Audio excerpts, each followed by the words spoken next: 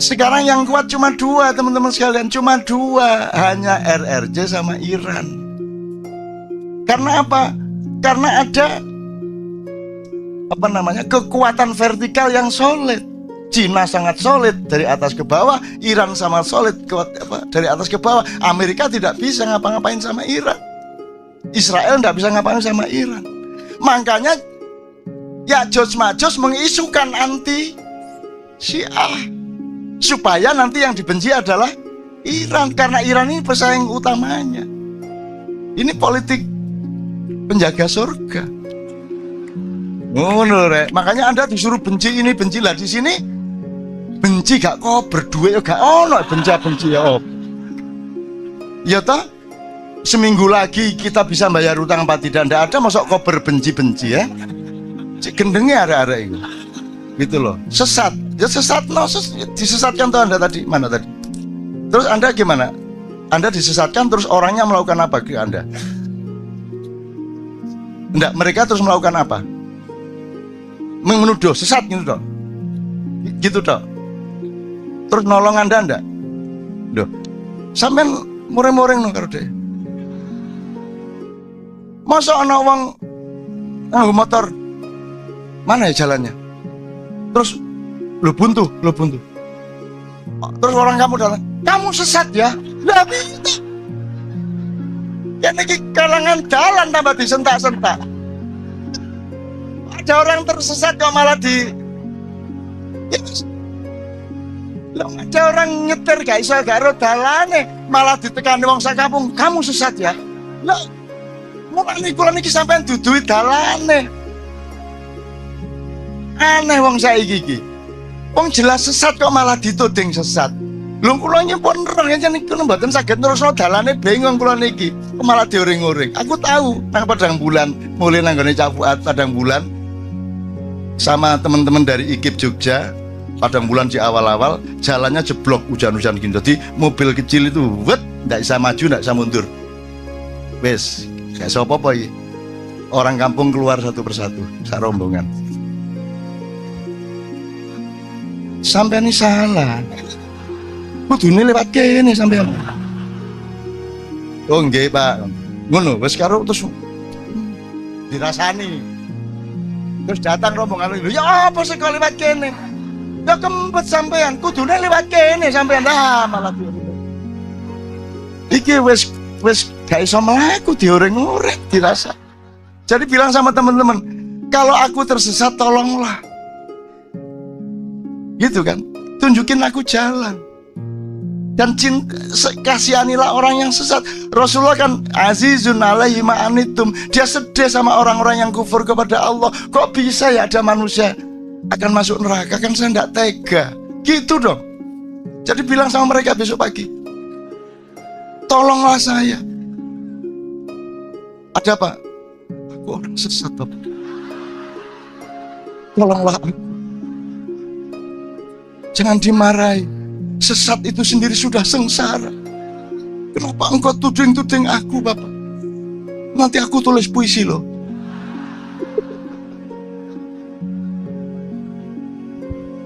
Wes, aku kepingin ngomong terakhir ingin kira soal tadi kan asalnya tafsir, tadabbur segala macam, jangan sampai bertengkar. Indonesia juga tetap jangan terus ditinggal. Indonesia itu kekasihmu, kamu harus tolongin dia kalau bisa kan gitu.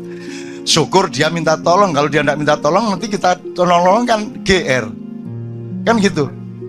Kita tak tolong ya. Lah siapa sih tolong gitu ya? Lu dewe sampai ya. Saya tidak ada masalah kok. Nah Indonesia ngomong lebih gue. Tuas olehmu ngene. Indonesia sendiri tidak merasa ada masalah apa-apa kok, gitu loh. Nah, sekarang Ya'juj Ma'juj itu sasaran utamanya adalah tempat di mana Israel mendapatkan tanah liat. Dan disinilah pusat iblis. Aku tanya lagi, lebih tua mana, iblis Dajjal atau Ya'juj Ma'juj? Iblis. Ini anak baru sekarang menyerbu tempat mbahnya. Karena ini gak iblis. Gak iblis iki, hati-hati kamu hitung lagi. Ini tempatnya iblis, pulau ini. dikuasai sejak dulu. Semara bumi sudah saya bikin drama tikungan iblis 5 tahun yang lalu. Ini tempatnya iblis. Kamu salah sasaran. Kamu pikir ini santri-santri? Enggak, dilungkas begini.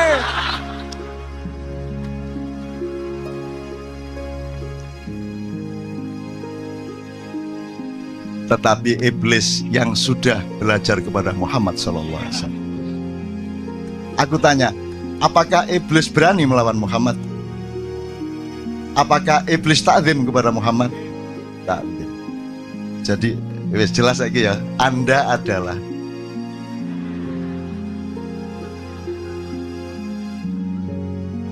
turunan iblis campur Adam yang sudah gondelan rambine Kanjeng Nabi. Jadi iblismu kamu kendalikan, betul enggak, selama ini? Maka jangan dipancing-pancing untuk keluar. Kok metu temen sungguh arek-arek. Kan gitu. Ngerti maksud saya ya?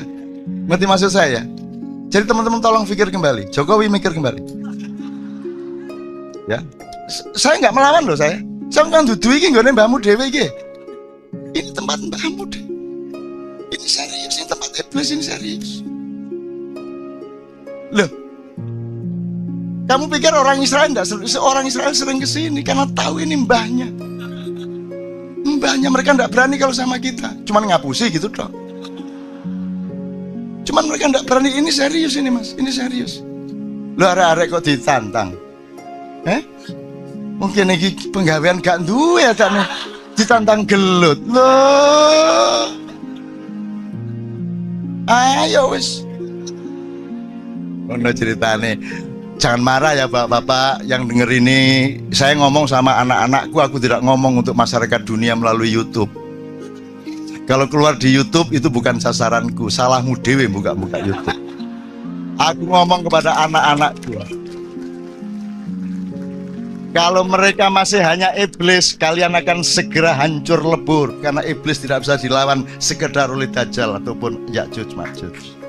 Tapi karena iblis yang di pulau ini sudah mengenal Muhammad SAW, maka engkau akan disayangi asal jangan minta berlebihan kepada kami. Kalian kan kita terima selama ini. Tidak ada masalah toh. Kita terima. Manusianya kita terima, tidak ada masalah. Gitu loh. Cuman kalau sudah dikasih hati jangan minta merempel loh, dikai rempel ya lo nih sore meneh. Osus, mari osus dikaro nih sore meneh.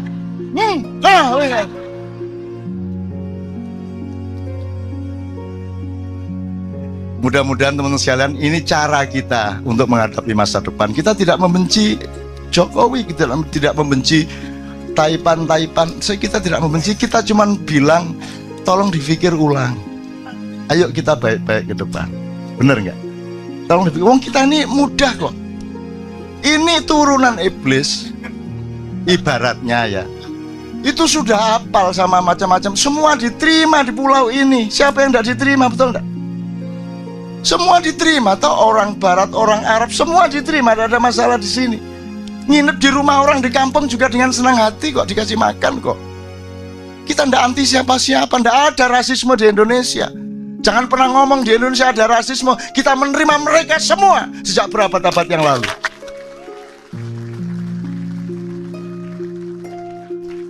Cuma aja kok pek kabeh rek. Wingi kos mari ngono kok tuku nggone kos iki. Mari ngono sak omahe kok tuku. Mari ngono aku dadi pembantu rumah tangga iki wis ngene carane. Dadi sutek iki ono ngene carane. Asu pekati Cina. Kalau Anda memikirkan Indonesia berarti Anda bersedekah. Betul enggak? Anda melakukan ihsan kata Cak Fuad tadi. Kalau hasan itu kebaikan biasa, tapi kalau ihsan kata Cak Fuad adalah kebaikan yang luar biasa. Saya nggak harus nolong Anda, tapi saya mau menolong Anda, berarti itu ihsan.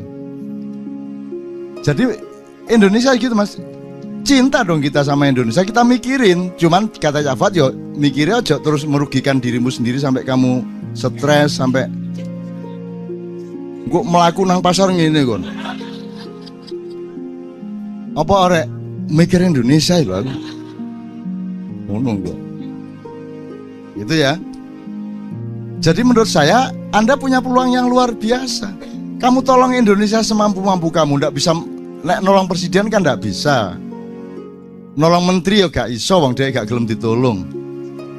Nolong Pak Lurah aja belum tuh dia mau kok. Ya nolong unsur Indonesia yang lain, tetanggamu kayak temanmu kayak kan bisa. Kalau Pak Lurah minta pemikiran, ya kamu kasih. Kalau dia tidak minta, kalau kamu mau ngasih ke dia ya pakai strategi kata Cak Fuad tadi. Belum tentu dia mau dikasih tahu kok. Jadi menurut saya kita punya posisi sangat bagus karena kita bukan amir, bukan pemimpin, kita hanya orang biasa. Kalau kita mencintai Indonesia kita dapat pahala. Kalau kita kemudian membantu Indonesia kita dapat pahala sangat berlipat-lipat karena fungsinya adalah sodako, sunnah hukumnya mas. Gitu loh, jadi kan asik malahan. Dan jangan tidak mikir Indonesia, pikirin rek. Pikirin, cuman ojo sampai mejen kon ya. Itu loh mas ya. Saya sangat memikirkan Indonesia, luar biasa saya. Cuman saya memilih tempat yang paling inti pada Indonesia yaitu wong cilik, yaitu orang-orang yang huraba seperti ini. Itu bagi saya Anda ada yang paling sejati dari Indonesia sehingga saya mau. Ini sudah 16 tahun. 16 tahun setiap bulan. Dan tidak minta biaya pemerintah, tidak punya sponsor, tidak ngemis siapa-siapa. Kita tidak mau ganggu Indonesia. Indonesia punya masalah besar kok. Masa kita mau ganggu? Kiai Kanjeng mau ke Spanyol tempo hari mau dibiayai oleh salah satu kementerian. Kita tidak mau, bukan apa-apa, bukan kita sombong. Loh, rakyat masih punya banyak masalah. Masa uang segitu banyak dipakai untuk tiketnya Kiai Kanjeng? Enggak. Gitu loh mas. Jadi kita mungkin Anda tidak bisa mengatasi masalah, saya tidak bisa mengatasi masalah, tapi paling tidak kita tidak nambahi masalah, tidak nambahi beban rakyat kan begitu. Maka Kiai Kanjeng ini tidak berhenti terus, ada yang kerjasama, ada yang infak, ya. Jadi ada yang nyugui kopi, ada yang enggak. Nah, ini ada, ini pas ada ini. Nah yang infak Kiai Kanjeng juga infak betul-betul infak. Jadi mereka tidak berharap apa-apa. Itu loh teman-teman sekalian. Oke, jadi menurut saya jelas ya posisinya mas ya. Pikirin Indonesia. Kamu akan dicintai Allah karena kamu mencintai sesuatu yang kamu tidak berkewajiban, betul enggak? Kalau kamu presiden, kamu berkewajiban. Sedikit kamu tidak mikir Indonesia, sedikit kamu tidak. Kok kamu bisa makan enak? Orang di sana digusur habis berpuluh-puluh tahun, beratus-ratus tahun mereka hidup di sana, anak turun. Kemudian sekarang kehilangan tempat, kehilangan kerjaan. Terus kamu bisa makan enak sebagai presiden. Itu kamu akan mendapat wabal dari Allah luar biasa besarnya. Kan begitu. Nah, itu kira-kira mas. Mulane ojo dadi pemimpin. Kecuali Allah memerintahkan kamu. Kecuali rakyat sadar tentang apa itu pemimpin. Maka Anda mbok jangan disebab gubernur itu belum tentu pemimpin, dia petugas. Dia tenaga kerja. Betul enggak, Mas? Presiden itu TK 1, TKI 1, tenaga kerja Indonesia urutan 1. Kan begitu?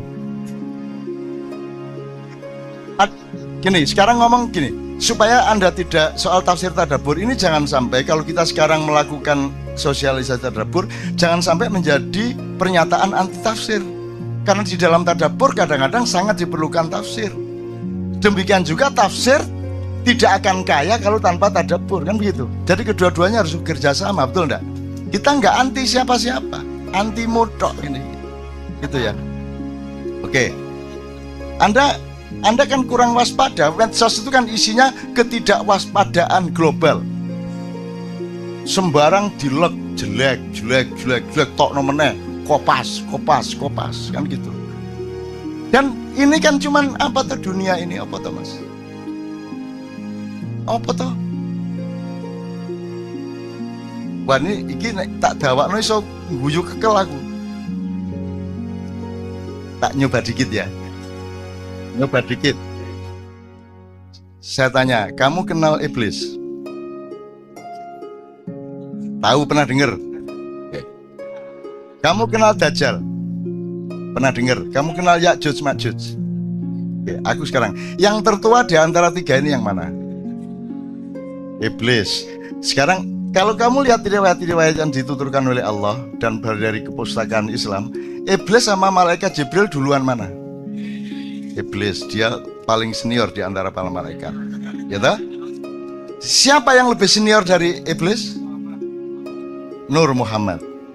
Muhammad ketika belum bertajalli atau mewujud menjadi Muhammad bin Abdullah melalui ibunya dan bapaknya, tapi dia masih berupa gelombang dan cahaya, kan begitu kan? Oke. Nah, Ya'juj Ma'juj itu lahirnya kapan? Dajjal itu ya mesti ae kon gak ro. Wong kon jumlah rambutmu ro? Ro, piro jumlah rambutmu? Ro, persis. Jumlah daun di pohon itu persis dengan jumlah rambutnya. Gak percaya menek hitungan. Ngono Abu Nawas. Oke, tak terusin dikit. Ini saya ngomong soal usia tadi loh. Jadi selama 700 tahun itu 700 jadi gini. Nah, Iblis sudah tahu ya. Sebelum ada Adam jauh. Gitu ya. Kan Anda tahu Adam dibikin tapelnya itu fisiknya itu dari tanah liat. Nah, tanah liat ini yang paling mudah dicari di mana?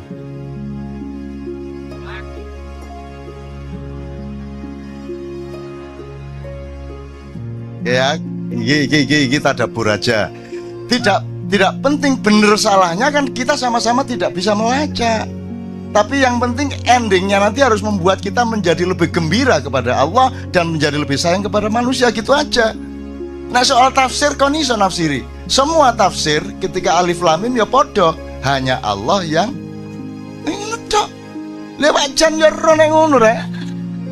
Nah, hanya Allah yang tahu, ya semua orang tahu itu kan, artinya tidak bisa ditafsirkan tetap gitu loh. Dan indahnya Al-Quran karena ada alif lam mim alif lam ro, ada nun itu loh, terutama nun. Wah, gak ono dal gandi, gak ono.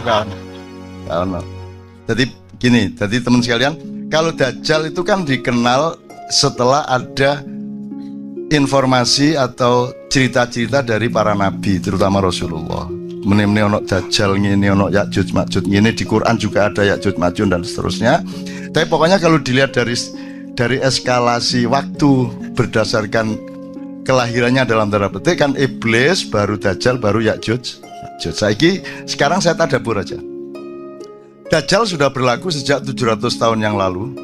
Kemudian memuncak pada abad 17 dan sekarang sudah berlaku seluruh dunia. Dajjal itu satu cara pandang di mana Anda ditipu, di mana Anda akan menganggap yang surga itu sebenarnya neraka. Anda diiming-imingi sesuatu dan Anda tertarik pada itu neraka. Dan itu sudah terjadi pada kebudayaan, pada filsafat, pada apa saja, betul enggak? Yang Anda cari-cari itu, Allah sendiri mengatakan, aku bikin tampak indah dunia itu bagi orang-orang yang kafir, kan gitu. Itu jadi no arek, gak usah tak terus-terusan lah. Gue temannya tak kayak contoh-contoh terus. Jadi Dajjal sudah berlaku sekarang. Semua sistem politik, semua sistem kebudayaan, semua sistem nilai dan kepercayaan sudah Dajjaliyah semua sekarang ini. Jadi semua polisi-polisi itu sebenarnya berdasarkan cara berpikir Dajjal tadi yang membuat manusia terbalik penglihatannya terhadap surga dan neraka. Anda sekarang ini takut nggak sama neraka menurut Anda? Wong Indonesia ini bener takut apa tidak? Nggak takut-takut amat toh. Kan sibuk sama ingin ke surga. Dan yang disebut surga itu pokoknya kan duwe lomah lebih besar, bojo luwe ayu dan akeh. Ngono ta sing dibayangno. Jadi aspirasi orang kebanyakan tentang surga itu aspirasi materialisme. Gitu ya. Jadi bayanginnya tetap bayang materialistik gitu loh. Padahal surga itu enggak gitu sama sekali. Aku rodok riset iki. Muake. Yang paling gampang kan Allah mengatakan surga ada empat, terus warnanya hijau tua gitu ya. Terus nanti Anda punya bawahan yang namanya sesuatu yang mengalir, yang disebut sungai. Sungai itu tidak pada airnya, tidak pada tanahnya, tidak pada suket-suketnya, tapi pada alirannya, betul enggak? Kalau ada sungai tidak ada airnya, kamu mengatakan itu sungai kok nggak ada airnya. Jadi sungainya bukan air. Jadi pada apa sungainya itu? Pada sesuatu yang mengalir, sifat aliran itu. Dan kamu membawai min tahtihal anhar. Di bawahnya ada sungai yang mengalir. Jadi kamu di atasnya. Jadi kamu itu pemerintahnya sesuatu yang mengalir. Jadi kamu bisa mengalirkan sesuatu, kehendakmu, semua segala macam. Nanti kamu skenario sedemikian dan tercapai. Dan bedanya dengan yang membuat kita tidak bisa paham surga sampai hari ini adalah kalau di dunia surganya seseorang bisa merupakan neraka bagi orang lain. Ada kamu beli motor baru, itu neraka bagi tetanggamu, betul enggak? Betul enggak?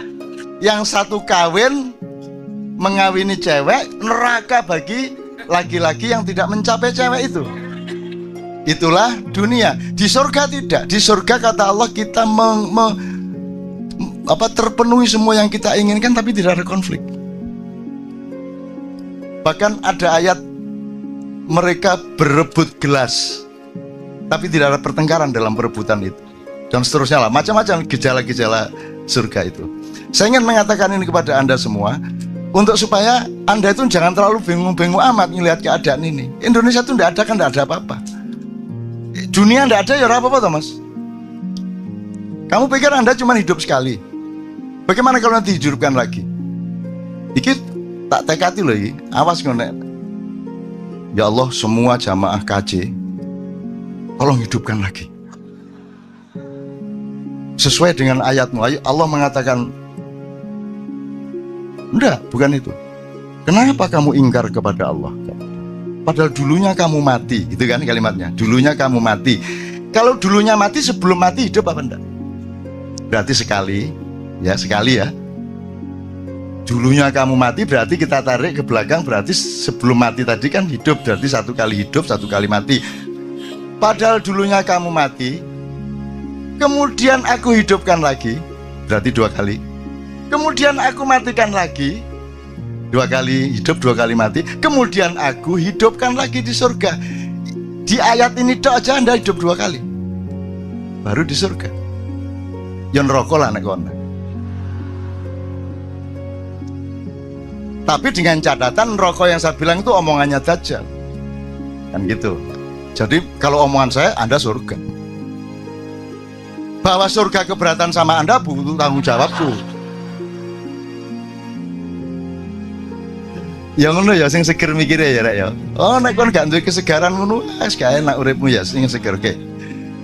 Jadi teman-teman sekalian, Dajjal sudah berlaku. Jadi pertama ketika ada penghancuran Inkamaya, penyebaran perampok-perampok dari barat ke selatan dan ke timur sampai ke Amerika Latin, ya, di laut-laut di mana Mojopahit jadi gugup, Demak jadi gugup, semua sampai terjadi ada 4 tahun kosong di mana Sunan Kalijogo memimpin penimbunan kekayaan-kekayaan yang sampai sekarang belum ditemukan dan seterusnya. Ini dia tahu persis. Iki rodok ponakane Gajah Mada. Cuman Gajah Mada takoni sapa iku apal gak ero. Gak sampe kenal aku nek raine dipadak-padakno karo aku ngono iki. Iya, guyon ya Mas ya, tapi serius ya.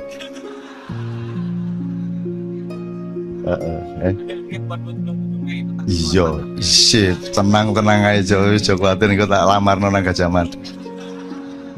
Wong beliau-beliau itu kita cinta kok. Kita ngomong macam-macam cinta kok. Cinta itu kan ukurannya tidak pada epistemologi, ukurannya pada niat.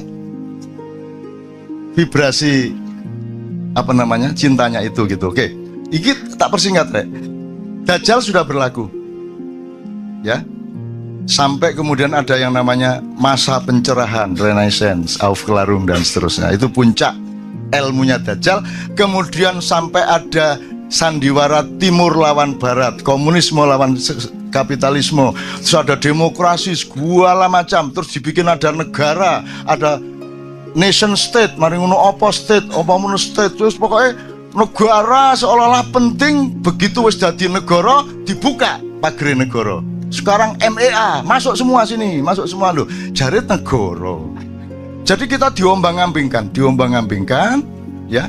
Dan di puncak suksesnya Dajjal itu secara alam pikiran sudah, intelektual sudah, spiritual pun sudah, kemudian sistem budaya sudah, sistem politik sudah, undang-undang pun undang-undang yang terbalik seperti itu.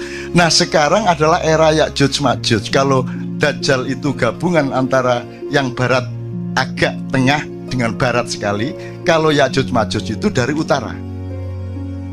Nah sekarang yang paling jadi sasaran Ya'juj Ma'juj adalah Indonesia. Ngono ceritanya. Ya'juj Ma'juj itu pokoknya kuning lah. Itu infanteri yang luar biasa. Tapi dia kesini. Tadi ingat tak pertanyaan saya? Di mana Israel disuruh cari tanah liat? Kalau di kisahnya kan Jibril disuruh cari tanah liat.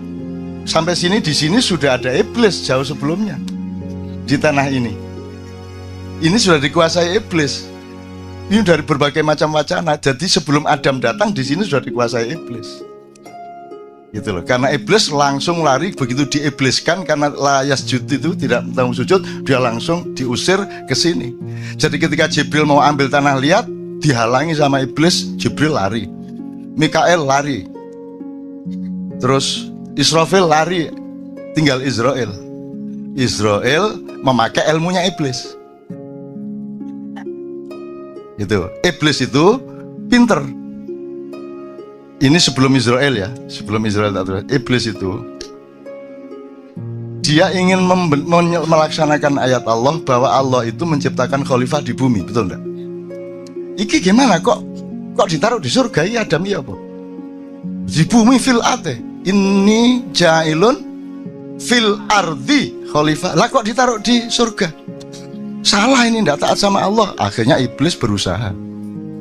Bagaimana caranya memindah Adam dari surga ke bumi? Bener nggak yang dilakukan? Nah, ya lumayan. Ya, jangan aja pecah dasar.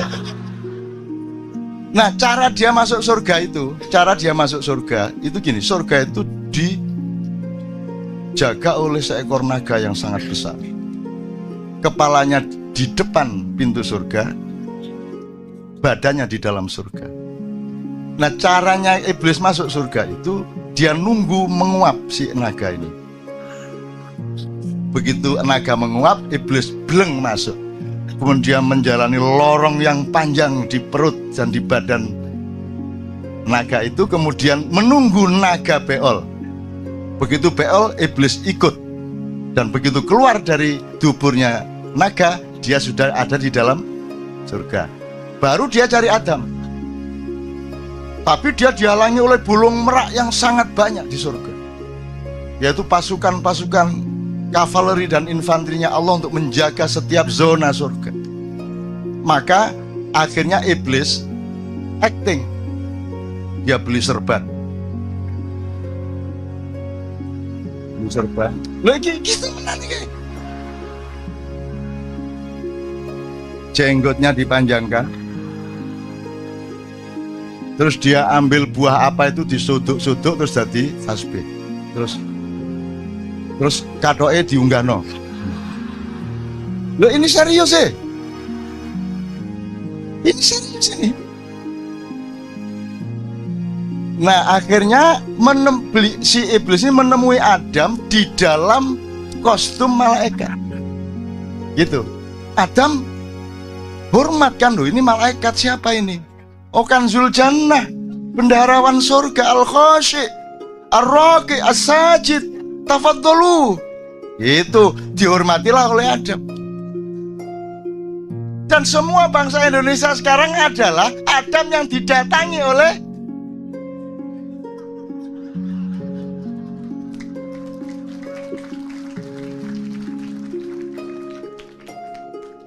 saya gondrong ini kan ada pahalanya.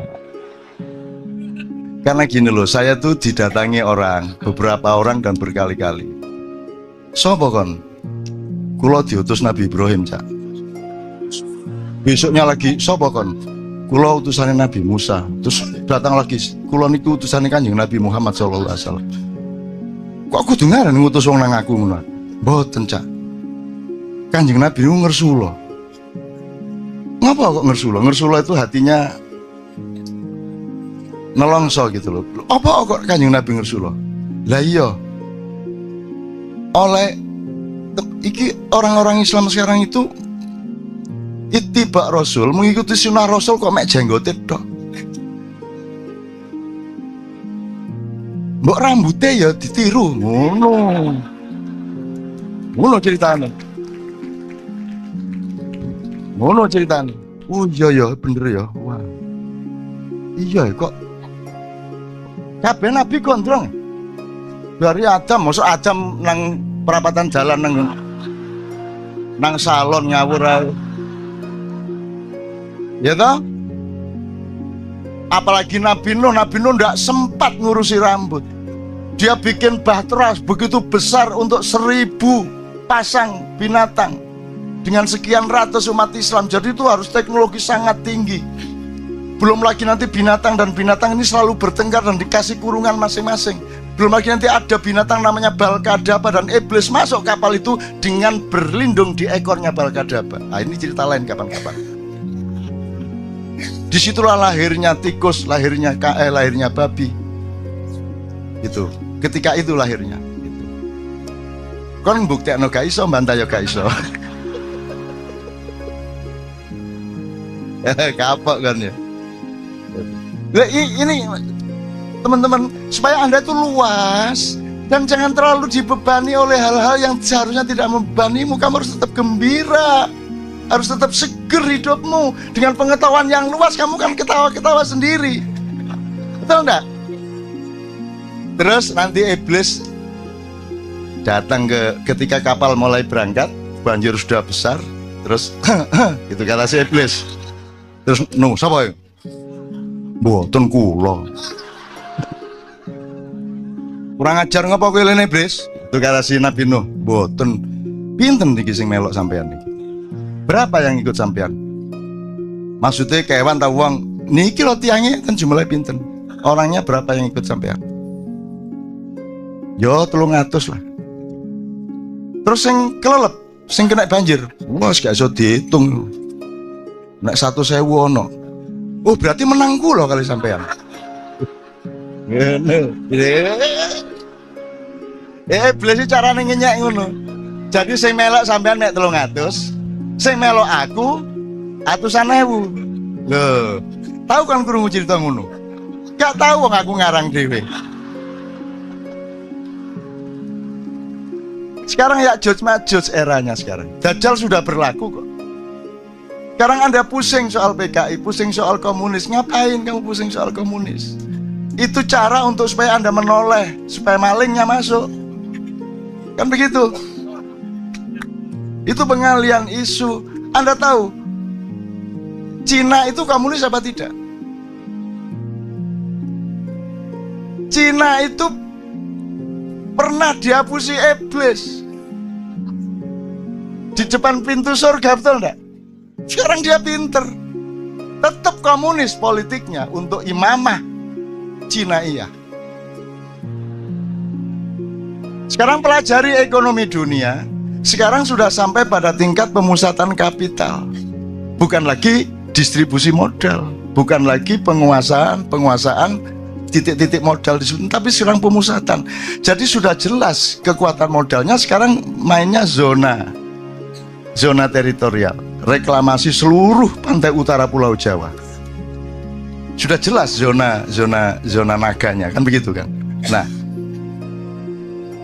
tutup nanti gimana? Ya, kan dia pernah jadi. Sekarang yang kuat di tengah kayak begini ini, pemusatan modal ini, Amerika udah tidak kuat. Kuba udah dilepas embargonya, Amerika udah lemah, tidak bisa apa-apa.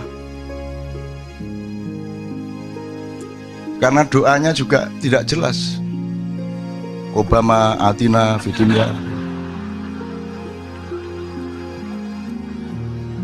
nggak jelas. Digawe meneh, oh sesat gue ya. Oke. Sekarang yang kuat cuma dua, teman-teman sekalian, cuma dua, hanya RRJ sama Iran. Karena apa? Karena ada kekuatan vertikal yang solid. Cina sangat solid dari atas ke bawah, Iran sama solid dari atas ke bawah. Amerika tidak bisa ngapa-ngapain sama Iran, Israel tidak bisa ngapain sama Iran.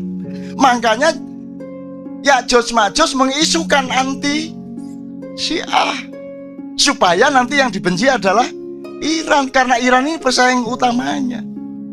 Ini politik penjaga surga. Ngono rek. Makanya Anda disuruh benci ini, benci lah. Di sini benci gak kok berdua ya gak ono benci ya. Ya toh?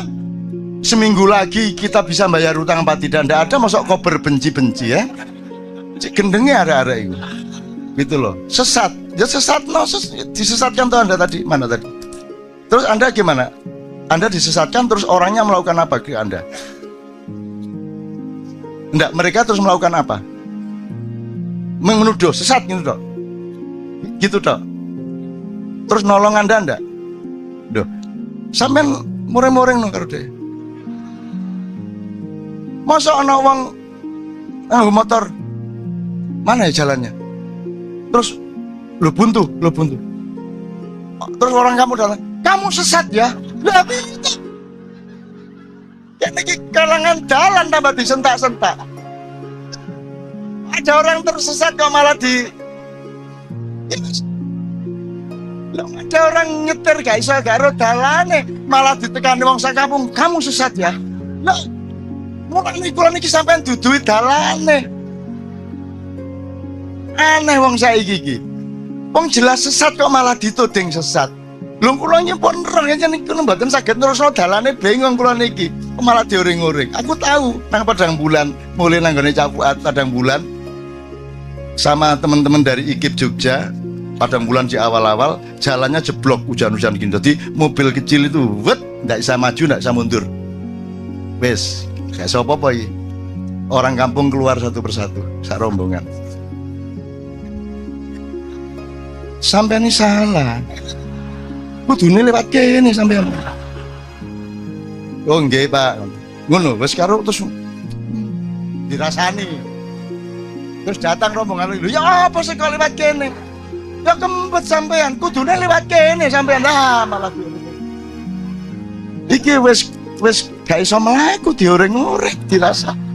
Jadi bilang sama teman-teman, kalau aku tersesat tolonglah. Gitu kan? Tunjukin aku jalan. Dan kasihanilah orang yang sesat. Rasulullah kan azizun alaihi ma'anitum. Dia sedih sama orang-orang yang kufur kepada Allah. Kok bisa ya ada manusia akan masuk neraka? Kan saya tidak tega. Gitu dong. Jadi bilang sama mereka besok pagi, tolonglah saya. Ada apa? Aku orang sesat, Pak.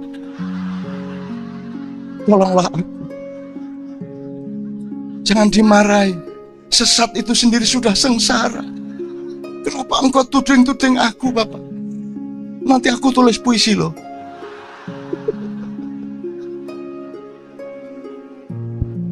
Wes, aku kepingin ngomong terakhir ini kira soal tadi kan asalnya tafsir, tadabbur segala macam, jangan sampai bertengkar. Indonesia juga tetap jangan terus ditinggal. Indonesia itu kekasihmu, kamu harus tolongin dia kalau bisa kan gitu.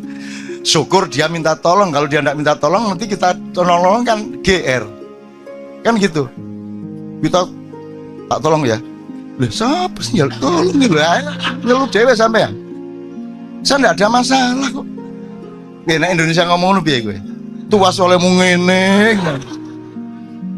Indonesia sendiri tidak merasa ada masalah apa-apa kok, gitu loh. Nah, sekarang Ya'juj Ma'juj itu sasaran utamanya adalah tempat di mana Israel mendapatkan tanah liat. Dan disinilah pusat iblis.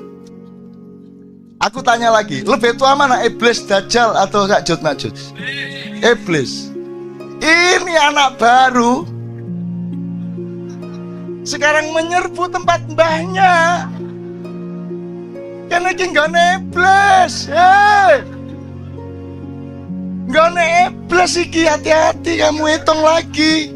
Ini tempatnya iblis, pulau ini dikuasai sejak dulu. Semara bumi sudah saya bikin drama tikungan iblis 5 tahun yang lalu. Ini tempatnya iblis. Kamu salah sasaran.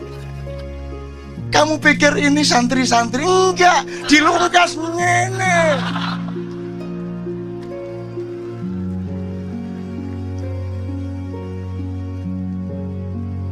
Tetapi iblis yang sudah belajar kepada Muhammad SAW. Aku tanya, apakah iblis berani melawan Muhammad? Apakah iblis ta'zim kepada Muhammad? Ta'zim. Jadi jelas lagi ya, Anda adalah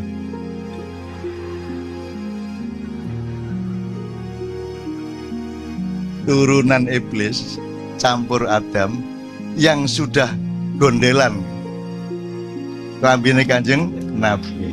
Jadi iblismu kamu kendalikan, betul enggak selama ini? Maka jangan dipancing-pancing untuk keluar. Kok metu temen sungguh arek-arek. Kan gitu. Ngerti maksud saya ya? Ngerti maksud saya ya? Jadi teman-teman tolong pikir kembali. Jokowi mikir kembali. Ya. Saya nggak melawan loh saya. Saya kan dudu iki nggone mbahmu dhewe iki. Ini tempat mbahmu deh. Ini serius, ini tempat iblis, ini serius. Loh. Kamu pikir orang Israel enggak? Orang Israel sering ke sini karena tahu ini mbahnya. Mbahnya, mereka enggak berani kalau sama kita. Cuman ngapusi gitu toh. Cuman mereka enggak berani. Ini serius ini mas, ini serius. Lo arek-arek kok ditantang? Mungkin ini penggawean gak duwe ya tak nih. Ditantang gelut. Loh.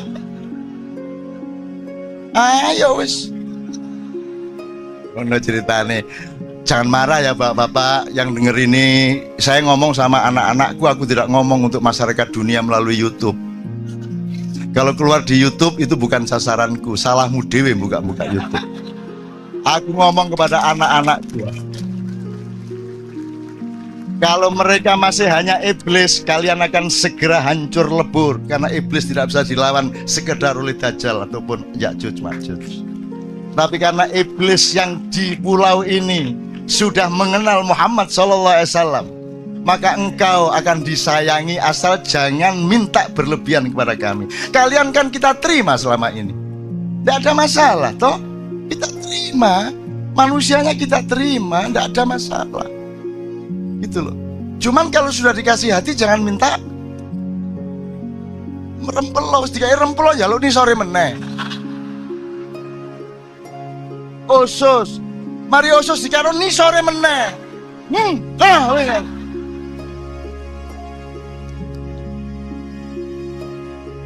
Mudah-mudahan teman-teman sekalian, ini cara kita untuk menghadapi masa depan. Kita tidak membenci Jokowi, kita tidak membenci Taipan. Kita tidak membenci, kita cuma bilang tolong dipikir ulang. Ayo kita baik-baik ke depan. Bener nggak? Tolong dipikir. Wong kita ini mudah kok. Ini turunan iblis, ibaratnya ya. Itu sudah hafal sama macam-macam. Semua diterima di pulau ini. Siapa yang tidak diterima, betul nggak? Semua diterima. Atau orang Barat, orang Arab, semua diterima. Tidak ada masalah di sini. Nginep di rumah orang di kampung juga dengan senang hati kok, dikasih makan kok. Kita tidak anti siapa-siapa, tidak ada rasisme di Indonesia. Jangan pernah ngomong di Indonesia ada rasisme. Kita menerima mereka semua sejak berapa abad yang lalu.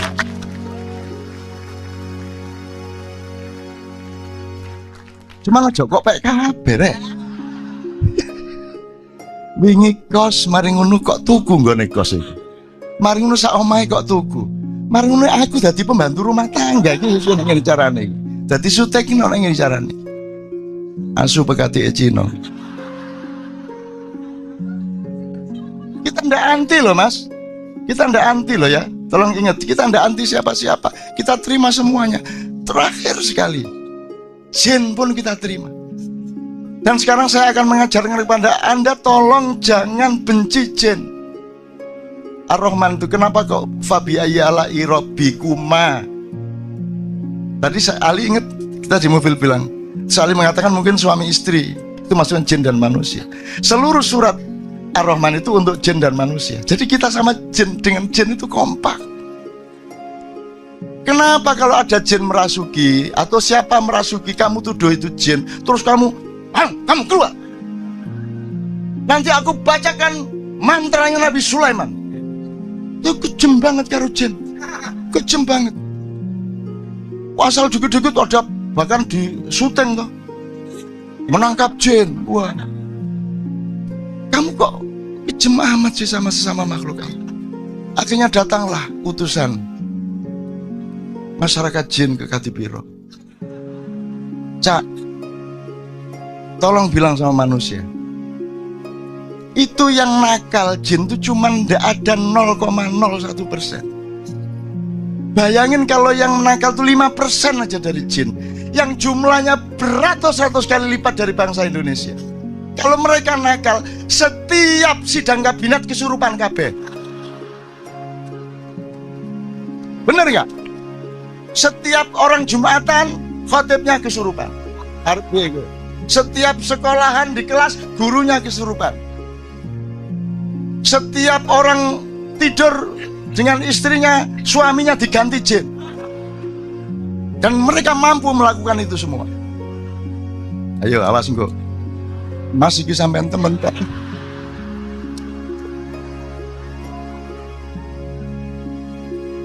Demikian standing comedian. Jadi Mas, ojo terlalu cemas. Ayo kita pahami seluas-luasnya ya, supaya Anda tetap bergembira dan Anda tidak membenci orang yang menyakiti Anda. Karena Rasulullah tadi mengatakan, Cak Fuad dulu pernah menjelaskan, kalau orang Yahudi itu kalau dipukul dia membalas. Bahkan itu menjadi hukum. Kalau orang Nasrani sangat arif, dipukul pipi kanan, Pak, ngomong. Kalau Islam, kata Cak Fuad di Padang Bulan, Islam sangat rasional di tengah-tengah. Itu namanya ummatan wasaton. Kamu punya hak membalas, tapi kalau kamu memaafkan, itu lebih mulia di hadapan Allah Subhanahu wa taala. Lah, itu para akhir. Dan itu yang saya tawarkan bikin diri cinta. Kita tidak menjadi golongan, kita tidak akan bikin golongan independen untuk mencalonkan gubernur. Enggak. Kita melepas Anda semua. Anda jangan percaya sama saya. Percaya kepada Tuhan, kepada Muhammad, dan kepada yang benar.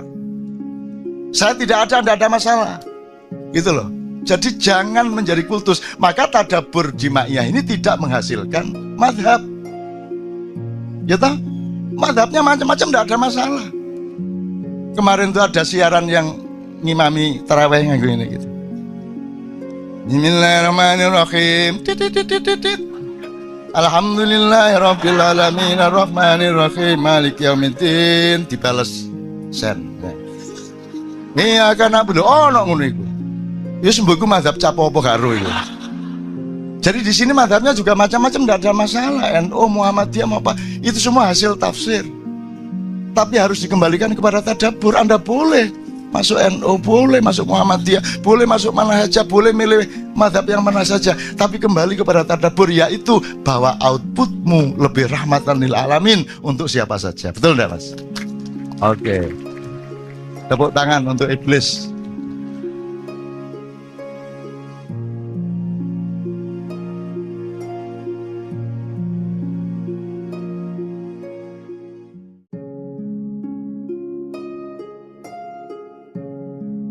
Assalamualaikum warahmatullahi wabarakatuh.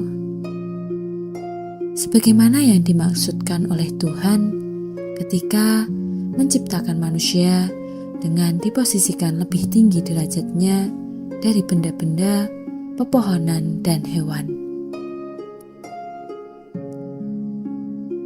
Jika manusia mestinya bagaimana? Sundusin meneruskan kejaran Tarmihim.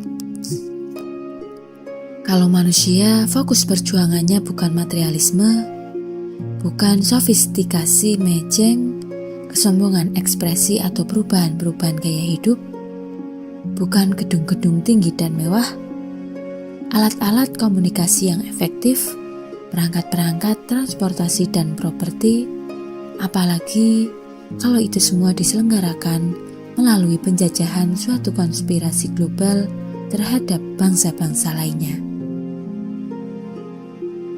Melalui perampokan kekayaan bumi yang sebenarnya harus berbagi dengan generasi-generasi anak cucu, serta pembodohan yang ditayangkan sebagai pendidikan, keterpelajaran, dan intelektualisme, serta melalui ketidakadilan, kesenjangan, dan ketidakseimbangan tatanan yang merendahkan dan merugikan mayoritas umat manusia.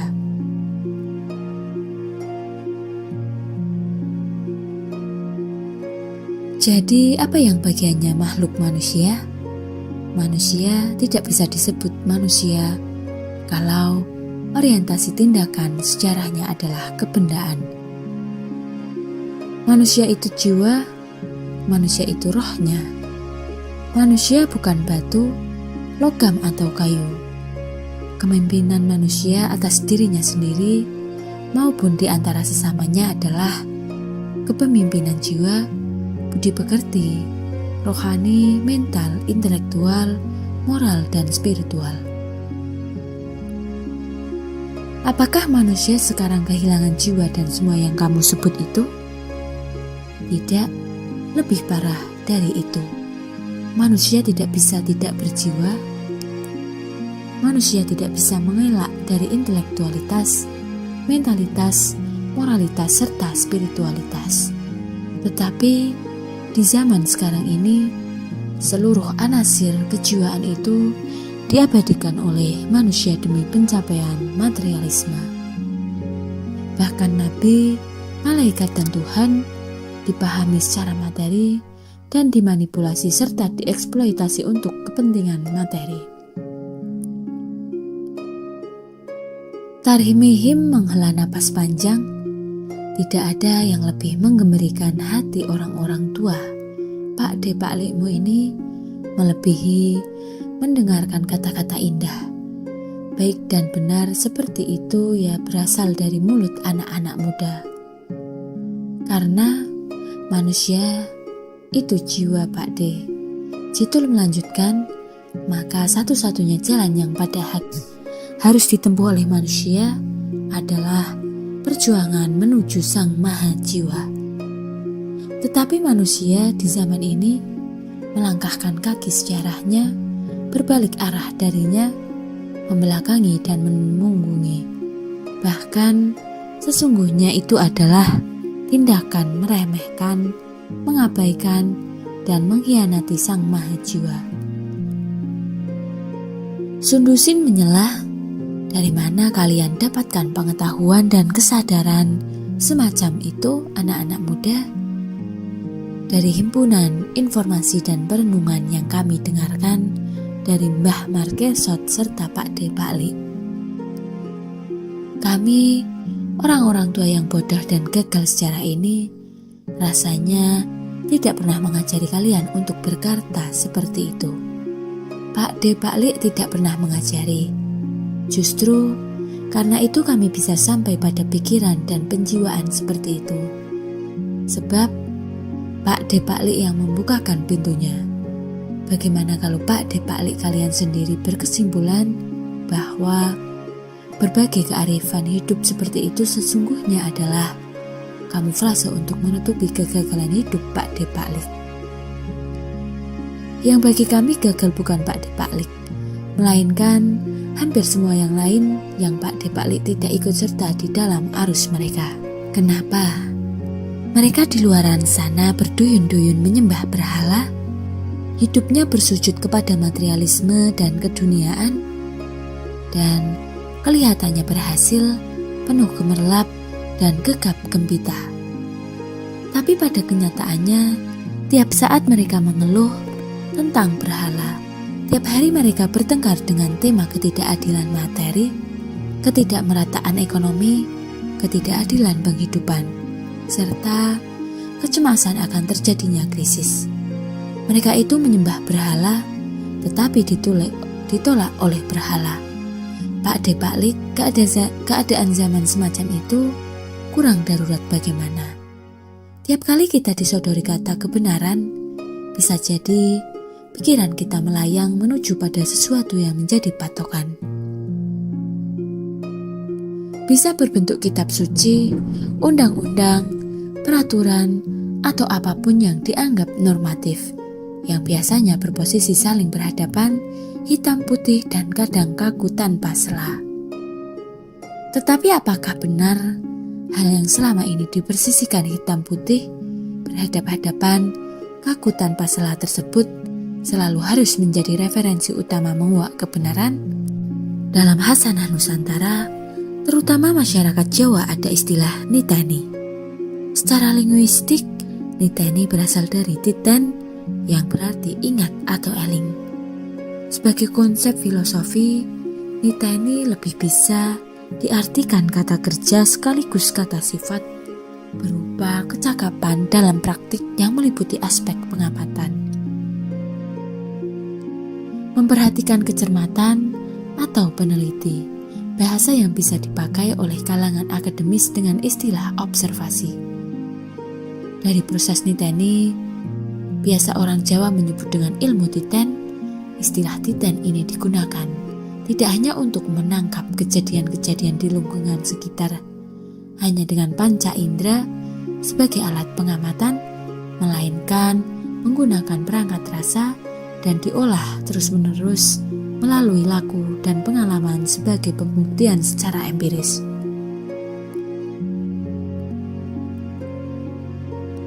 Hal ini menjadi kebiasaan setiap individu dalam tradisi jiwa Jawa dibekali dengan kebiasaan niteni.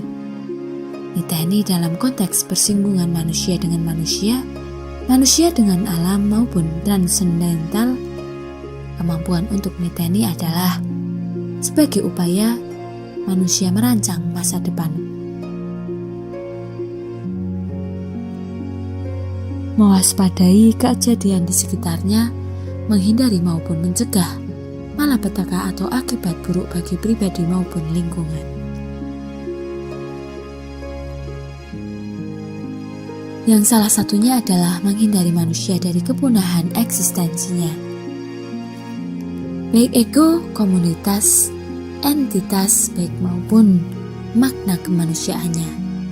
Dari sejarah kita belajar bahwa kadangkala kehancuran peradaban manusia dimulai dari kehilangan konsep rububiyahnya.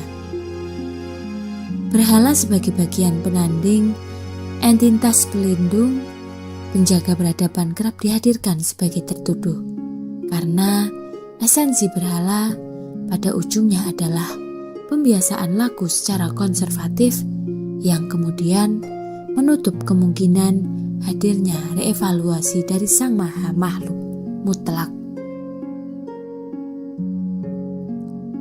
Ketika kita diingatkan dengan sejarah Nabi Ibrahim sebagai bapak tauhid, kita diingatkan pada peristiwa penghancuran berhala secara fisik yang berupa patung yang dianggap sebagai Tuhan, dan mengingatkan serta mengajarkan kepada kita untuk kembali pada Allah SWT sebagai Tuhan yang sejati, dan hanya mengabdi dan bertuhan kepada Allah, bukan kepada yang lainnya. Dalam hidup, tentu sangat berbeda dengan masa yang lampau. Dulu orang tak pernah disibukkan dengan hal-hal semacam media sosial, pencitraan, penguar kebencian dan lain sebagainya. Ranah zaman telah berubah. Entah kenapa popularitas, identitas, kekayaan materialitis bukan hal yang asing lagi untuk dikejar-kejar. Padahal dalam lagu Rampak Osing tentulah diingatkan semua itu tidak dibawa mati, karena titik perpindahan di dunia adalah kematian. Hal-hal bersifat sementara telah menjadi berhala. Cerita ini mungkin selalu ada di dunia dengan bentuk yang berbeda di setiap zamannya. Apakah hari ini dengan adanya fenomena berita viral zaman now, akhir-akhir ini termasuk pemberhalaan yang dibentuk oleh media? Baik itu media televisi ataupun media sosial. Indoktrinasi media yang membentuk cara berpikir instan untuk memperoleh kesuksesan dan ketenaran, yang sebenarnya merupakan pembentukan berhala kecil yang tujuan akhirnya memperoleh berhala yang lebih besar, yaitu uang.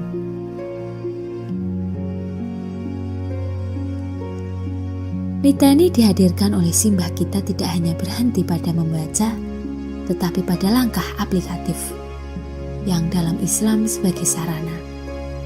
Membaca apa yang diwahyukan, Iqra bismi rabbika, tentang kehidupan ini detik demi detik selalu berubah. Ambir weruh tentang dutaning wong urip luruh kebenaran sejati. Tanpa harus terjebak pada palung keberhalaan, sebab sehebat apapun berhala yang dihadirkan oleh setiap pergulatan zaman tidak akan pernah bisa menerjemahkan kehakikian fungsinya. Apalagi kepada manusia secara langsung, wala yastahti'una lahum nasra wala anfusahum yansurun. Surat Al-A'raf ayat 192. Dengan niteni bahasa Jawa, mungkin kita akan lebih mengerti, karena niteni bukan sekedar mengingat-ingat yang dalam bahasa Jawa eling-eling.